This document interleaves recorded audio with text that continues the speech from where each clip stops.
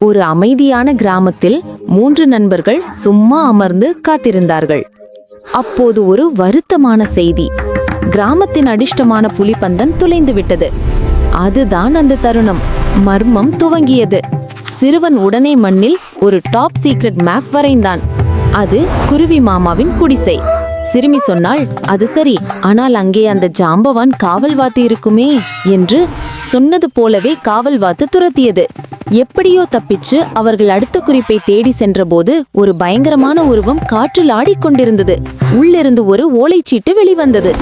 நிழல்கள் வடிவம் மாறும் இடத்தில் புலி இருதயத்தை தேடு என்று அதில் எழுதியிருந்தது. அடுத்த பயணம் தொடங்குவதற்குள் குட்டி பையன் ஒரு வாழைப்பழ தோளில் வழுக்கி பறந்து போய் ஒட்டகம் போல ஒரு வைக்கோல் மீதே விழுந்தான்.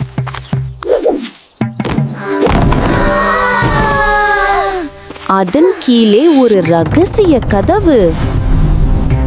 அதை திறந்து அவர்கள் நுழைந்ததும் அங்கே ஒரு பழமையான அடித்தள சுரங்கம் இருந்தது. அப்போது அங்கே ஒரு பெரிய நிழல் வந்தது. அவர்கள் அலறினார்கள். அதுதான் ஒரு அணில் புளியங்கொட்டை தின்னிக்கிட்டு இருந்தது. ஆனா பின்னாடி கேட்ட பாதச்சுவடு அது அணில் இல்லை. இருள் உடைந்ததும் குருவி மாமா நின்றார். கையில் காலி புளியங்கொட்டை ஓடு வைத்திருந்தார். இதை தேடுறீங்களா என்று கிண்டலாக கேட்டார்.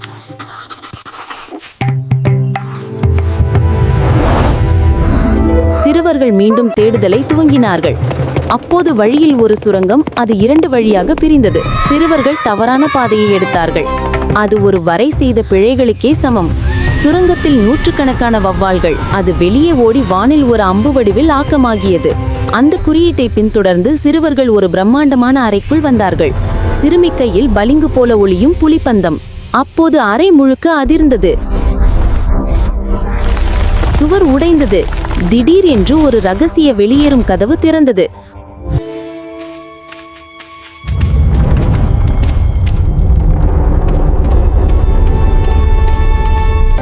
அவர்கள் ஏணியில் ஏறி கிராமத்துக்கு வந்தார்கள். கிராமத்தார் அனைவரும் சூழ புலிப்பந்தம் ஒரு வயதானவர் கையில் விழுந்தது. அவர் குழந்தைகளை பாராட்டினார்.